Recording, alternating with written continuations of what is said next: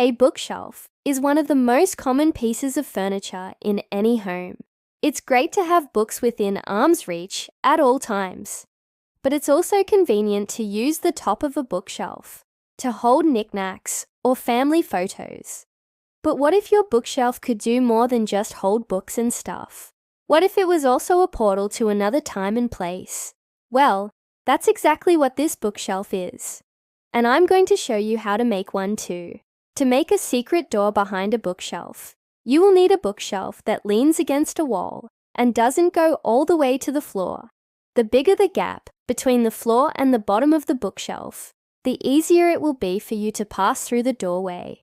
A long level, a measuring tape and a pencil, 2 people to help you, an optional handsaw, and a pry bar to help with demolition, a drill with a 2-inch hole saw bit, and a 1/3/4-inch hole saw bit, a chisel and a hammer wood glue, a paintbrush, some finishing nails, Shim's wood putty, sandpaper primer, and paint to match your bookshelf. The first thing we're going to do is measure and mark where we want our secret door to be. The door will be centered on the bookshelf and centered on the wall, so use a level to find the center, both on the bookshelf and on the wall. Mark the width of the door on the bookshelf, and then transfer that measurement to the wall using a level. Now use a pencil to draw the outline of the door on both the bookshelf and the wall. Next, we're going to take down the bookshelf and cut out the door. Have a friend help you to hold the bookshelf steady while you do this next part because it can be dangerous.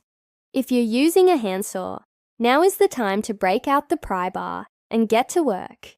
You may also need to use a chisel to help break up any large chunks of wood that you can't get out with the pry bar. Once you've made it all the way through the bookshelf, set it down and take a quick look at your work. It should look something like this. If you didn't order your door kit in time for this project, don't worry, we've got you covered. Now we're going to use a 2-inch hole saw bit to drill out our door handle. Find the center of the bookshelf where our door handle will be placed. Clamp a 2-inch hole saw to the bookshelf and drill a hole big enough for your arm to fit through. This will be used to open and close the door from either side. Next, we're going to install the doorstop on the bookshelf. This is a piece of 1x2 that we will screw into the bookshelf.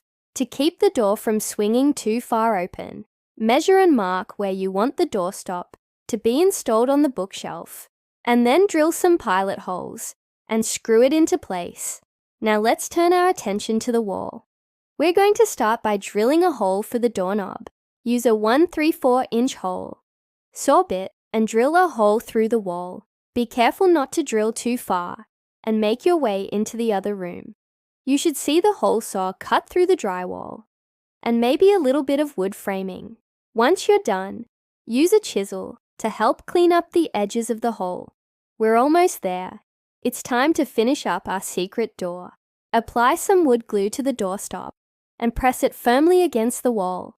Use finishing nails to secure the doorstop to the wall and bookshelf.